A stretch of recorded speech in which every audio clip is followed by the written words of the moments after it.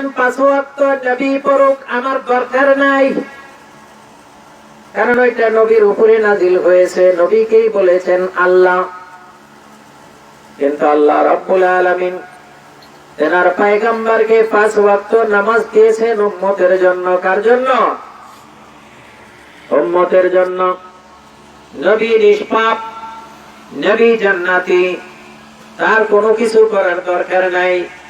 তারপরেও আল্লাহ তাআলার পক্ষ থেকে সিস্টেম, যে সিস্টেমটা নবী দেখায় গেছেন, 5 ওয়াক্ত নামাজ পড়েছেন, আমাদের পড়তে হয়।